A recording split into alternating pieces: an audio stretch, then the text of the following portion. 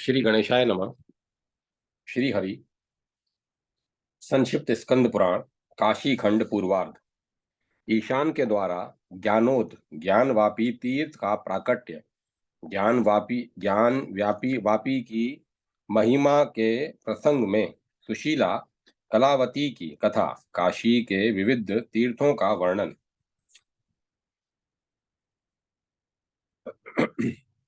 अगस्त्य जी बोले, स्कंद, अब आप ज्ञानोद तीर्थ का महात्म्य बतलाइए, क्योंकि स्वर्गवासी भी इस ज्ञानवापी की प्रशंसा करते हैं। कार्तिकेय जी ने कहा, अगस्त्य, यह काशी तीर्थ महा निद्रा में सोए मृत्यु को प्राप्त हुए जीवों को ज्ञान एवं मोक्ष देने वाला है। संसार सागर के भंवर में गिरे हुए प्राणियों के लिए नौका स्वरूप है। आवागमन से खिन्न जीवों के लिए विश्राम स्थान है तथा अनेक जन्मों में के बटे हुए कर्म सूत्र को काटने वाला छुरा है। इतना ही नहीं, यह तीर्थ सचिदानंद में परमेश्वर का धाम और पर ब्रह्म रस की प्राप्ति कराने वाला है। यह सुख का विस्तार करने वाला तथा मोक्ष के साधन में सिद्धि देने वाला है। एक समय इस तीर्थ में ईशान कोण के अधिपति ईशान नामक रुद्र स्वेच्छा से विचरते हुए यहाँ आए। यहाँ आकर उन्होंने भगवान शिव के विशाल ज्योतिर्मय लिंग का दर्शन किया, जो सब ओर से प्रकाश पुंज द्वारा व्याप्त था। देवता, ऋषि, सिद्ध और योगियों के समुदाय निरंतर उसकी आराधना में संलग्न रहते थे। उसे देखकर ईशान के मन में यह इच्छा हुई कि मैं शीतल जल से भरे हुए कलशों द्वारा इस महालिंग को स्नान कराऊं। तब उन्होंने विश्वेश्वर लिंग में से दक्षिण थोड़ी ही दूर पर त्रिशूल से वेग पूर्वक एक कुंड खोदा। उस समय उस कुंड से पृथ्वी का आवरण रूप जल, जो पृथ्वी में ढका हुआ था, प्रकट हो गया। ईशान ने उस जल से उस ज्योतिर्मय लिंग को स्नान कराया। वह जल अत्यंत शीतल, ज्ञान स्वरूप एवं पाप पुंज का नाश करने वाला था। संत महात्माओं के हृदय की भांति स्वच्छ, भगवान शिव के नाम की भांति पवित्र, अमृत के समान स्वादिष्ट, पापहीन और अगाध था। ईशान ने अज्ञानताप से संतप्त प्राणियों के प्राणों की एकमात्र रक्षा करने वाले उस जल से सहस्त्र धारा वाले कलशों द्वारा सहस्त्र बार विश्वनाथ जी को स्नान कराया। तदंतर विश्वात्मा भगवान शिव प्रसन्न होकर इस प्रकार बोले, उत्तम व्रत का पालन करने वाले ईशान, मैं तुम्हारे इस महान कर्म से बहुत प्रसन्न हूं, अतः तुम कोई वर मांगो। ईशान बोले, देवेश, यदि आप प्रसन्न हैं और यदि मैं वर पाने योग्य हूं, तो यह अनुपम तीर्थ आपके नाम से प्रसिद्ध हो।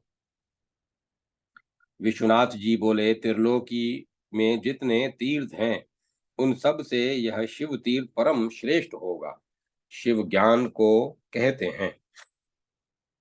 यह ज्ञान मेरी महिमा के उदय से इस कुंड में दरिद्र द्रवीभूत होकर प्रकट हुआ है। अतः यह तीर्थ तीनों लोकों में ज्ञानोद ज्ञान व्यापी के नाम से प्रसिद्ध होगा। इसके जल के स्पर्श मात्र से मनुष्य सब पापों से मुक्त हो जाता है। ज्ञानोतीर्थ के स्पर्श से अश्वमेध यज्ञ का फल प्राप्त होता है। इसके जल के स्पर्श और आचमन से राजस्यु और अश्वमेध यज्ञों का फल मिलता है। फाल्गु तीर्थ गया में स्नान और पितरों का तर्पण करके मनुष्य जिस फल को पाता है, उसे यहाँ ज्ञानवापी के समीप श्राद्ध करने से प्राप्त कर लेता है।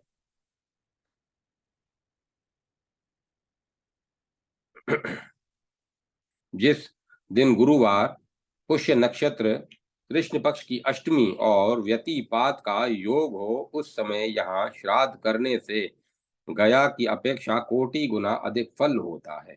पुष्कर तीर्थ में पितरों का तर्पण करके मनुष्य जिस फल को पाता है, ज्ञानवापी तीर्थ में तिल और जल के द्वारा तर्पण करने से उससे कोटि गुना अधिक फल मिलता है। विशेषतः सोमवार को ईशान तीर्थ में स्नान करके जो देवताओं, ऋषियों और पितरों का तर्पण कर अपनी शक्ति के अनुसार दान देता है, फिर विशेष पूजन सामग्री जुटाकर मेरे श्रीलिंग की विस्तार पूर्वक पूजा करके यहाँ भी यथाशक्ति दान करता है, वह मनुष्य कृत्य हो जाता है। ज्ञान वापी तीर्थ के समीप सांध्योपासना करके द्विज काल लोक जनित पाप का क्षण भर में नाश कर देता है और ज्ञानवान हो जाता है। यही शिव तीर्थ कहा गया है और इसी को मंगल में ज्ञान तीर्थ, तारक तीर्थ और मोक्ष तीर्थ भी कहते हैं। ज्ञानोद तीर्थ के स्मरण करने मात्र से भी पाप राशि का निश्चय ही नाश हो जाता है और उसके दर्शन, स्पर्श, स्नान और जलपान से धर्म, अर्थ, काम, मोक्ष चारों पुरुषार्थों की प्राप्ति होती है। जो उत्तम बुद्धि वाला पुरुष ज्ञानवापी के जल से मेरे श्रीलिंग को स्नान कराता है, उसे सब तीर्थों के जल से स्नान कराने का फल प्राप्त होता है, इसमें संदेह नहीं है। इस प्रकार वरदान देकर भगवान शंकर वहीं अंतर्ध्यान हो गए और उन त्रिशूलधारी ईशान ने अपने को कृतार्थ माना। अगस्त जी, प्राचीन काल की बात है, काशी में हरि स्वामी के नाम से विख्यात एक ब्राह्मण रहते थे। उनके एक कन्या थी जो इस पृथ्वी पर अनुपम सुंदरी थी। शील और सदाचार में भी वह इस भूतल पर सबसे श्रेष्ठ थी। संपूर्ण कलाओं में उस कन्या ने निपुणता प्राप्त कर ली थी। ज्ञानोद तीर्थ की सेवा से वह सुशीला कुमारी संपूर्ण जगत को बाहर और भीतर से शिव में देखती थी। एक दिन जब वह अपने घर के आंगन में सोई हुई थी, उसके रूप वैभव से मोहित होकर किसी विद्याधर ने उसे हर लिया। वह रात में आकाश मार्ग से उस कन्या को लेकर मलय पर्वत पर जाना चाहता था।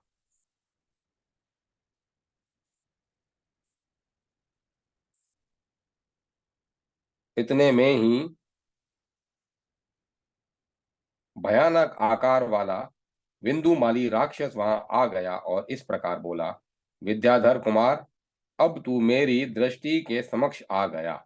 आज इस मानव कन्या के साथ तुझे यमलोक में यमलोक भेज देता हूं। ऐसा कहकर राक्षस ने विद्याधर को त्रिशूल से मारा। विद्याधर कुमार भी बड़ा बलवान था। उसने वज्रपात के समान मुक्के से उस राक्षस को मारा। उसके मुष्टि का घात से चूर चूर होकर वह राक्षस पृथ्वी पर गिर पड़ा। इधर त्रिशूल से घायल हुआ विद्याधर भी उस संग्राम में प्राण त्याग कर वीर गति को प्राप्त हुआ। सुशीला ने उस विद्याधर को ही पति मानकर शोकाग्नि से संतप्त हो अपने शरीर को भस्म कर दिया। विद्याधर कुमार ने मृत्यु काल में अपनी प्रियतमा का स्मरण करते हुए ही प्राणों का त्याग किया था। अतः राजा मलय केतु के यहाँ उसने नूतन जन्म ग्रहण किया। उधर सुशीला भी विद्याधर कुमार का स्मरण करती हुई प्राण त्याग कर कर्नाटक में उत्पन्न हुई। उसके पिता ने अपनी उस कन्या कलावती को समय अनुसार मलय केतु के पुत्र के साथ ब्याह दिया। पूर्व जन्म की वासना से वह सती इस जन्म में भी शिव मूर्ति की पूजा में तत्पर हुई। मलय केतु के पुत्र का नाम माल्य केतु था। उसे पति रूप में पाकर पतिव्रता कलावती दिव्य भोग एवं वैभव की अधिकारिणी हुई। उसने 3 संतानों को जन्म दिया। एक दिन कोई उत्तर भारत का चित्रकार राजा मलय केतु के यहाँ आया। उसने राजा को एक विचित्र चित्रपट दिखाया। वह चित्रपट लेकर राजा ने उसे कलावती को दे दिया। उस चित्रपट को देखते ही कलावती के शरीर में रोमांच हो आया। वह एकांत स्थान में बैठकर अपने प्राणाध्य देवता भगवान विश्वनाथ को बार बार देखती हुई अपनी सुध बुध भूल गई। थोड़ी देर में सावधान होकर उसने देखा कि इस चित्रपट में लोलार्क कुंड के समीप उससे और आगे परम सुंदर असी और गंगा का संगम है और उत्तर में भगवान केशव के चरणों के समीप यह वर्णा नाम वाली श्रेष्ठ नदी बहती है। इधर वे उत्तर वाहिनी गंगा है। इधर ये उत्तर वाहिनी गंगा है जिनमें स्नान करने के लिए स्वर्गवासी देवता भी सदा लालायित रहते हैं।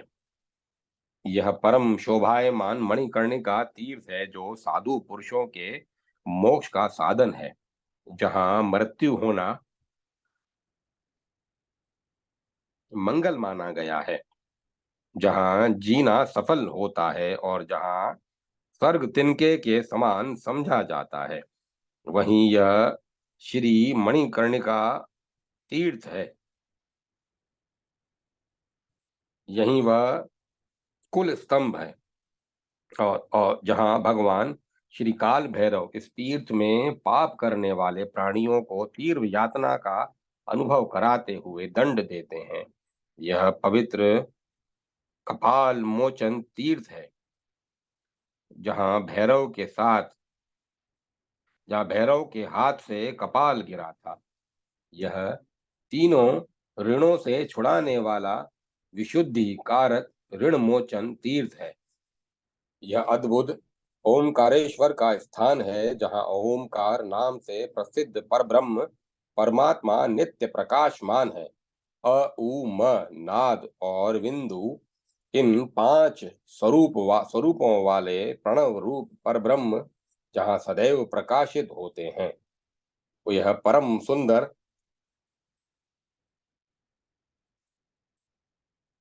मत्स्योदरी तीर्थ तथा ये परम दयालु भगवान त्रिलोचन देव हैं। इधर ये कामेश्वर देव हैं। यहाँ भक्तों के मनोरथ की सिद्धि के लिए स्वयं भगवान शंकर लीन हुए हैं। इस कारण उनकी स्वरलीन संज्ञा हो गई है। काशी में यह काशी में इस क्षेत्र के अभिमानी देवता जो महादेव जी हैं, उन्हें पुराणों में भगवान विश्वनाथ कहा गया है। यह उन्हीं का अद्भुत मंदिर है और ये स्कंदेश्वर महादेव है। इनका श्रद्धा पूर्वक दर्शन करने से मनुष्य आजन्म ब्रह्मचर्य का फल प्राप्त करता है। इधर ये सब सिद्धियों के देने वाले विनायकेश्वर हैं जिनकी सेवा से मनुष्यों के संपूर्ण विघ्न नष्ट हो जाते हैं। यह साक्षात काशी देव हैं जिनके दर्शन मात्र से मनुष्यों का पूर्व पुनर्गर्भवास नहीं होता। यह पार्वतीश्वर महान मंदिर है जो मोक्षदाता भगवान महेश्वर गौरीपति के साथ नित्य निवास करते हैं। ये महापातकों का नाश करने वाले भृंगीश्वर हैं तथा ये 4 वेदों को धारण करने वाले चतुर्देश्वर हैं जिनके दर्शन से ब्राह्मण वेदाध्ययन का फल पाता है।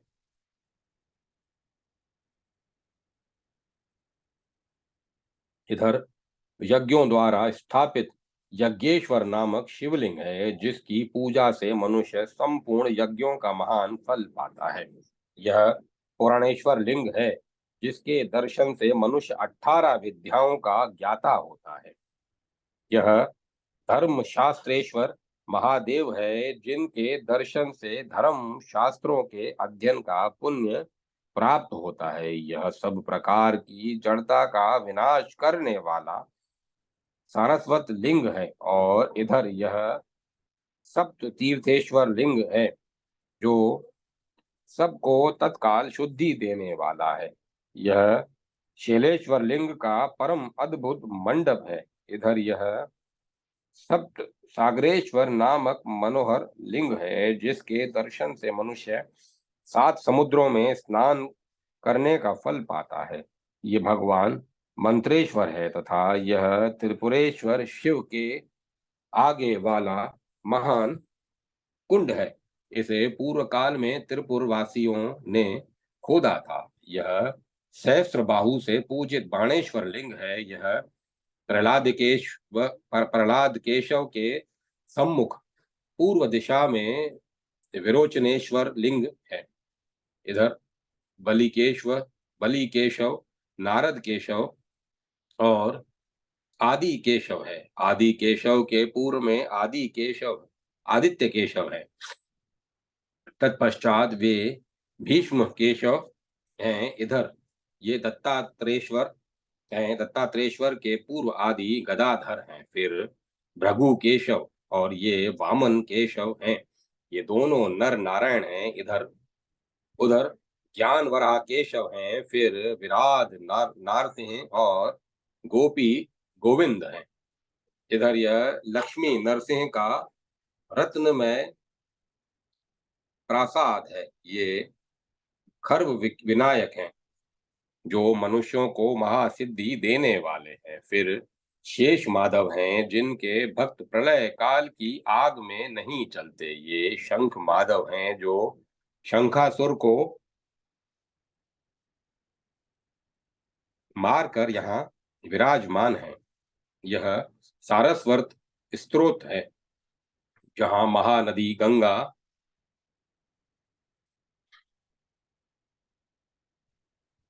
जहाँ महानदी गंगा के साथ सरस्वती का संगम हुआ है। यहाँ गोता लगाने वाले मनुष्य पुनः इस पृथ्वी पर जन्म नहीं लेते। ये साक्षात लक्ष्मीपति बिंदु माधव हैं, जिन्हें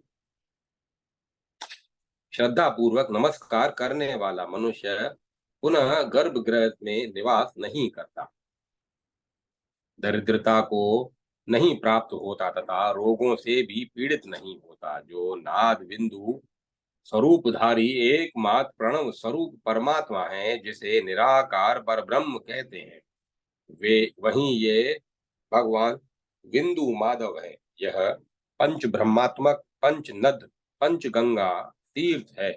इधर ये मंगला गौरी है। अज्ञान अंधकार का नाश करने वाले मयूखादित्य नामक सूर्य है। उधर वे दिव्य ज्योति प्रदान करने वाले गवस्तीश्वर नामक महाशिव हैं। ये तीनों लोकों में प्रसिद्ध किरणेश्वर हैं। इधर यह पातकों को धो डालने वाले गोतपा गोतपापेश्वर हैं। गोतपापेश्वर नामक शिवलिंग है। ये निर्वाण नरसिंह हैं। उधर ये मणि प्रदीप नाग हैं। यह कपिलेश्वर लिंग है। इनके दर्शन से नरों की तो बात ही क्या है, वानर भी मुक्त हो जाते हैं। यह प्रियव्रतेश्वर नामक लिंग प्रकाशित हो रहा है। इधर यह कली काल की पीड़ा दूर करने वाले श्री काल राज का श्रेष्ठ मंदिर है। यह परम सुंदर मंदाकिनी है, जो तपस्या करने के लिए यहाँ आई है। यह काशीवास का सुख पाकर सब अब भी स्वर्गलोक में नहीं जाना चाहती है। यहाँ विधि पूर्वक पितरों का श्राद्ध और तर्पण करके पापी मनुष्य भी नरक का दर्शन नहीं करता। यह रत्नेश्वर नामक शिवलिंग है। रत्नेश्वर के प्रसाद से किसने मोक्ष रूपी रत्न नहीं पाया है।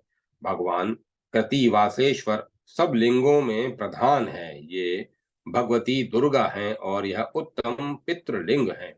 यह चित्र घंटेश्वरी देवी और यह घंटाकर्ण सरोवर है। यह ललिता गौरी और यह अद्भुत रूप वाली विशालाक्षी है। ये आशा विनायक हैं और यह परम अद्भुत धर्म कूप है जहाँ पिंडदान करके मनुष्य अपने पितरों को ब्रह्म लोक में पहुंचा सकता है। ये विश्वभुजा देवी हैं और वे नंदी देवी हैं। यह त्रिलोक वंदित दशाश्वमेध तीर्थ हैं। यह सब तीर्थों में उत्तम है और इसे प्रयाग तीर्थ बताया गया है। यह अशोक तीर्थ है और ये गंगा केशव है। यह श्रेष्ठ मोक्ष द्वार तीर्थ है और इसको स्वर्ग द्वार तीर्थ भी कहते हैं। ओम नमः शिवाय। ओम नमः शिवाय। ओम नमः शिवाय। ज्ञानवापी की महिमा और उसके सेवन से माल्य केतु और कलावती को तारक ब्रह्म की प्राप्ति। स्कंद जी कहते हैं, मुने कलावती ने पुनः उस चित्रपट में स्वर्ग द्वार के आगे श्री मणिकर्णिका तीर्थ को देखा, जहां संसार रूपी सर्प से डरे डसे हुए जीवों के दाहिने कान में भगवान शिव अपने दाहिने हाथ से स्पर्श करते हुए तारक ब्रह्म का उपदेश देते हैं।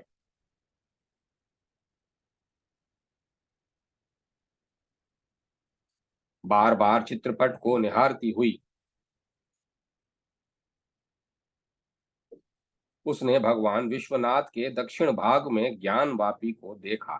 पुराण में महादेव जी को जिन 8 मूर्तियों से युक्त बताया गया है, उसमें से उनकी जलमयी मूर्ति यह ज्ञानवापी ही है, जो ज्ञान प्रदान करने वाली है। ज्ञानवापी का दर्शन करके कलावती के शरीर में रोमांच हो आया।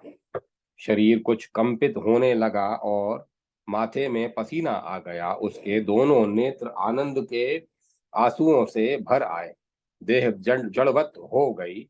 मुंह का रंग फीका हो गया और वह चित्रपट उसके हाथ से छूटकर गिर पड़ा। वह क्षण भर में के लिए अपने आप को भूल गई। तदंतर कलावती की दासियां इधर उधर से दौड़ती हुई आई और आपस में पूछने लगी, क्या हुआ, यह क्या हो गया।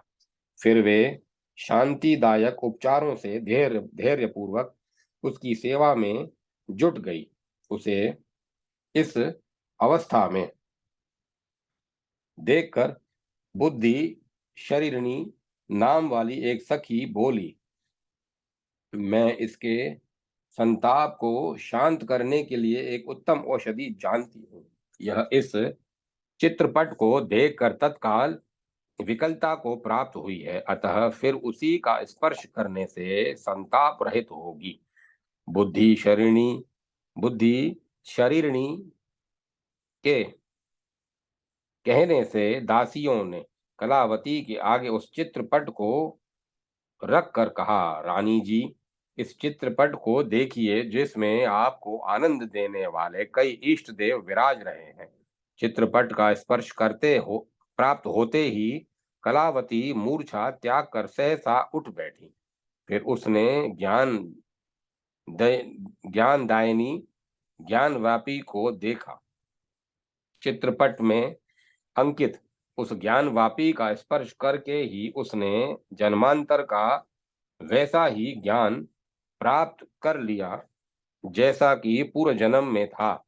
तब उसने प्रसन्न होकर अपनी दासियों से पूर्व जन्म का वृतांत कह सुनाया। कलावती बोली, पूर्व जन्म में मैं ब्राह्मण की कन्या थी और काशी में विश्वनाथ मंदिर के समीप ज्ञानवापी के तट पर प्रसन्नता पूर्वक खेला करती थी। मेरे पिता का नाम हरि स्वामी, माता का नाम प्रियवंदा और मेरा नाम सुशीला था।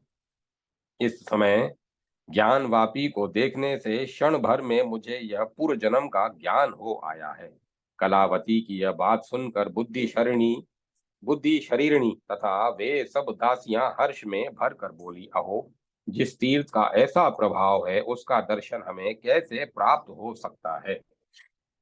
कलावती रानी, आपको नमस्कार है। आप हमारी मनोकामना पूर्ण करें, राजा से प्रार्थना करके हमको भी वहां ले चलें, जो चित्रपट में प्राप्त होने पर भी आपको ज्ञान देने वाली हुई है।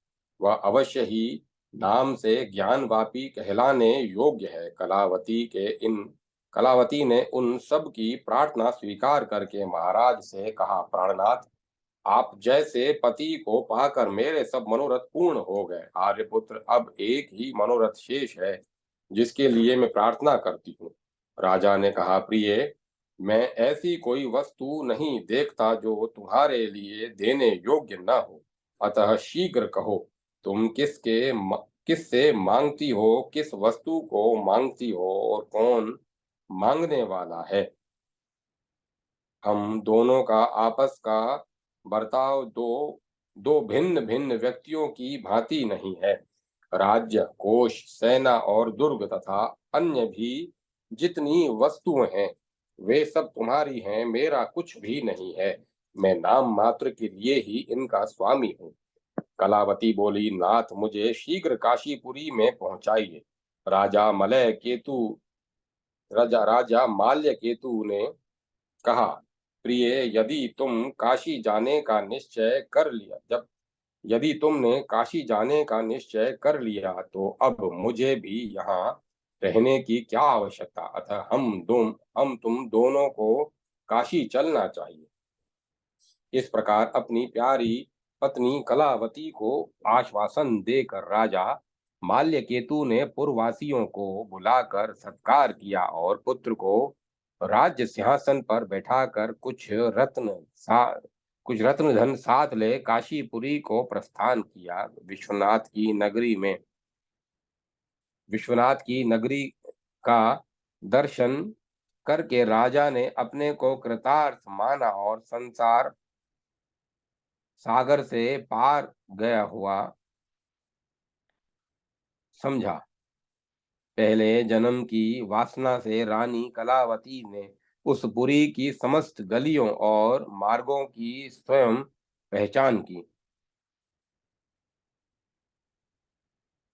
उन्होंने मणिकर्णिका में स्नान करके बहुत धन दान किया और विश्वनाथ जी की पूजा करके परिक्रमा करने के पश्चात मुक्ति मंडप में प्रवेश किया।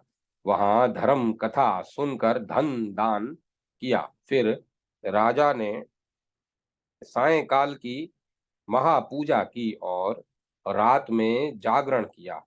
तदंतर प्रातः काल उठकर शौच और स्नान के से निवृत्त हो रानी ने बताया कि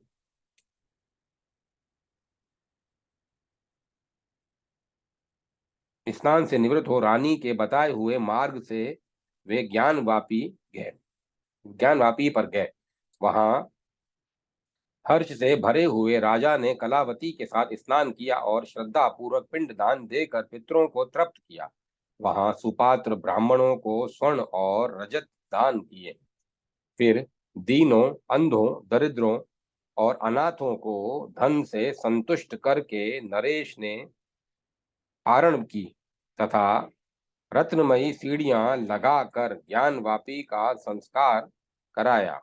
ज्ञानी रानी कलावती ने अपने पति के साथ ज्ञानवापी तीर्थ के प्रति भक्ति भाव बढ़ाया और आयु के शेष दिन तपस्या पूर्वक व्यतीत किए।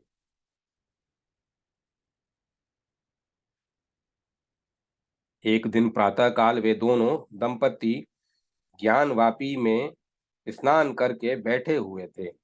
इसी समय किसी जटाधारी व्यक्ति ने आकर उनके हाथ में विभूति दी और इस प्रकार कहा, उठो, आज एक ही क्षण में तुम दोनों को यहाँ तारक मंत्र का उपदेश प्राप्त होगा। उस जटाधारी तपस्वी के इतना कहते ही आकाश से एक तेजस्वी विमान उतर आया और सब लोगों के देखते देखते भगवान शिव उस विमान से उतरे। उतरकर उन्होंने उन दोनों पति पत्नी के कानों में स्वयं ही ज्ञान का उपदेश किया। उपदेश के अनंतर अनिर्वचनीय परम ज्योति स्वरूप वह श्रेष्ठ विमान आकाश मार्ग को प्रकाशित करता हुआ तत्काल ऊपर को चला गया और महादेव जी भी अपने परम धाम में चले गए। स्कंद कहते हैं, तभी से ज्ञानवापी तीर्थ का महत्व इस संसार में सबसे अधिक हो गया। ज्ञानवापी भगवान शिव की प्रत्यक्ष मूर्ति एवं ज्ञान उत्पन्न करने वाली है। ओम नमो नारायण। ओम नमः शिवाय। ओम नमः शिवाय। संक्षेप से सदाचार और उसके महत्व का वर्णन। अगस्त जी बोले, भगवान अविमुक्त नामक महादेव परम मुक्ति का कारण है। वह संपूर्ण क्षेत्रों में सबसे श्रेष्ठ और मंगलों में भी परम मंगल रूप है। जहाँ गंगा, विश्वनाथ और काशी ये तीनों जागरूक हैं, वहाँ मोक्ष रूपी संपत्ति मिलती है। इसमें कौन सी आश्चर्य की बात है। स्कंद जी, किस किस धर्म का आचरण करने वाले पुरुष को ऐसा मानता हूं, किस किस धर्म का आचरण करने वाले पुरुष को काशी धाम की प्राप्ति होती है, यह बताइए। मैं तो ऐसा मानता हूं कि सदाचार के बिना किसी के भी मनोरथ सिद्ध नहीं हो सकते। आचार परम धर्म है, आचार उत्तम तप है, आचार से आयु बढ़ती है और आचार से समस्त पापों का श्रय हो जाता है। इसीलिए आप पहले आचार का ही वर्णन करें। स्कंद बोले, मुने मैं सत्पुरुषों के लिए हितकर सदाचार का वर्णन करता हूँ। सुनो सुनो। इस लोक में सब प्रकार के प्राणियों में सबसे बढ़कर मनुष्य है। मनुष्यों में श्रेष्ठ ब्राह्मण है और ब्राह्मण में से भी श्रेष्ठ विद्वान है।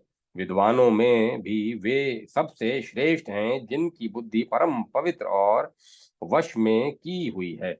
उनसे भी श्रेष्ठ वे लोग हैं जो पवित्र बुद्धि द्वारा किए हुए निश्चय के अनुसार कर्म करते हैं। उनसे भी श्रेष्ठ वे हैं जो सदा ब्रह्म चिंतन में तत्पर रहते हैं। ब्रह्मा जी ने ब्राह्मण को संपूर्ण जीवों का स्वामी बनाया है। इसीलिए इस जगत में जो कुछ भी स्थित है उस सब वस्तु को प्राप्त करने का योग्य अधिकारी ब्राह्मण ही है।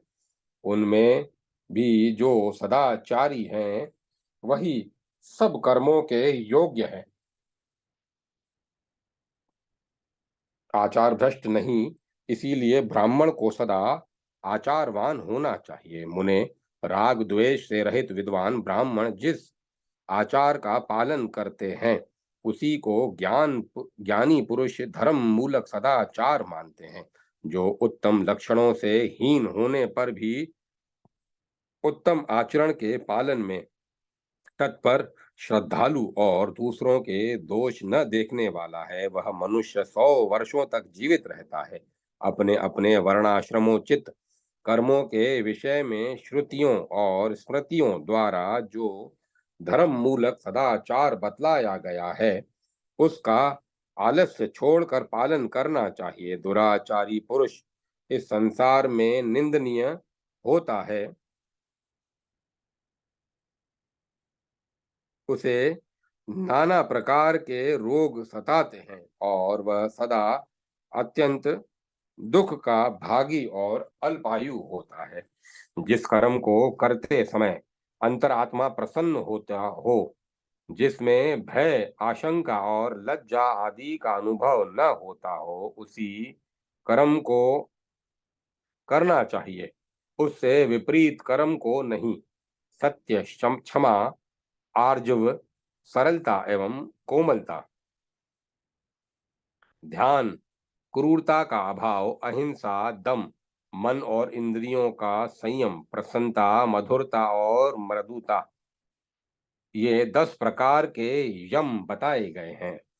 शौच, बारह बाहर भीतर की पवित्रता, स्नान, तप, दान, मौन, यज्ञ, स्वाध्याय, व्रत, उपवास और उपस्थ इंद्रियों को वश में रखना, ये 10 नियम कहे गए हैं। काम, क्रोध, मद, मोह, मात्सर्य और लोभ, इन 6 शत्रुओं को जीत लेने पर मनुष्य सर्वत्र विजयी होता है। दूसरे को कष्ट न देते हुए धीरे धीरे धर्म का संग्रह करना चाहिए, क्योंकि वही परलोक में सहायक होता है।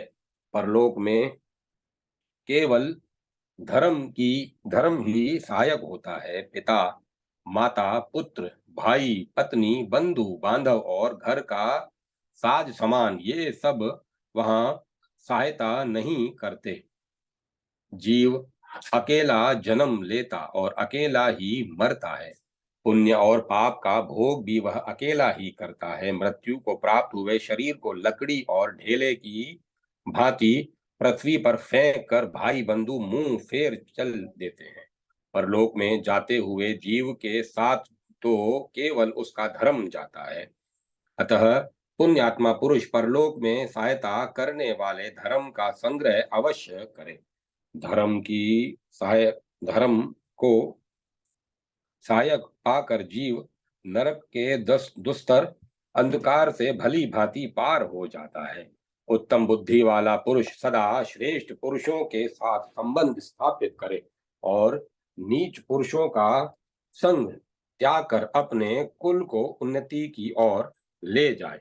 जो स्व अध्याय नहीं करता, सदाचार का उल्लंघन करता है तथा आलसी एवं दूषित अन्न खाने वाला है, ऐसे ब्राह्मण को यमराज पीड़ा देते हैं। इसीलिए द्विज सदा यत्न पूर्वक सदाचार का पालन करें।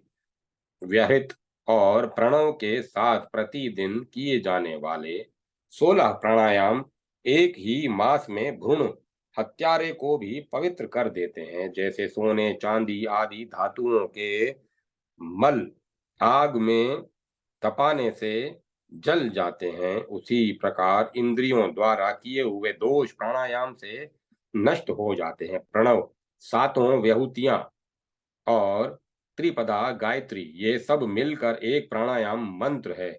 जो जो इनके जप में संलग्न है, उनको कहीं भी भय नहीं है। ओमकार पर ब्रह्म है, प्राणायाम परम तपस्या है और गायत्री मंत्र से बढ़कर परम पावन वस्तु दूसरी कोई नहीं है। केवल गायत्री मंत्र का जप करने वाला जितेंद्र ब्राह्मण भी श्रेष्ठ है। इस लोक में जिसका चित्त निर्मल शुद्ध है, वह सब तीर्थों में स्नान कर चुका है, वही सब प्रकार के मल से रहित है और उसी ने सैकड़ों यज्ञों द्वारा देवाराधन किया है। मुने, यह वह चित्त जिस प्रकार निर्मल होता है, वह उपाय सुनो। जब भगवान विश्वनाथ प्रसन्न हो, तभी चित्त शुद्ध होता है। अतः चित्त शुद्धि के लिए भगवान काशीनाथ की शरण लेनी चाहिए। उनकी शरण लेने से निश्चय ही मन के मल नष्ट हो जाते हैं और मानसिक मल का नाश होने पर भगवान विश्वनाथ की कृपा से इस शरीर का त्याग करके मनुष्य परब्रह्म को प्राप्त होता है। मनुष्यों को भगवान विश्वनाथ की कृपा होने में वेदों और स्मृतियों द्वारा बताए हुए सदाचार को ही प्रधान हेतु माना गया है, इसीलिए उसका पालन अवश्य करें। विधि पूर्वक सांध्योपासन और तर्पण करने के पश्चात नित्य होम करके वेदों का स्वाध्याय करें। प्रतिदिन प्रातः काल 2 घड़ी रात रहते उठकर मलोत्सर्ग आदि आवश्यक कार्य करने के पश्चात अंगों की शुद्धि और आचमन कुल्ला करें। फिर दंत धावन करे, स्नान के द्वारा समस्त शरीर को शुद्ध करके प्रातः काल की संध्या करे। वेदों के अर्थ का विचार तथा अनेक प्रकार के शास्त्रों का अनुशीलन करें, पवित्र हितकर तथा बुद्धिमान शिष्यों को पढ़ावे और योग क्षेम आदि की सिद्धि के लिए परमेश्वर की शरण ले। तदंतर मध्याह्न काल के नित्य कर्म का अनुष्ठान करने के लिए पूर्वोक्त रूप से पुनः स्नान करे। स्नान के पश्चात मध्याह्न काल की संध्या करे।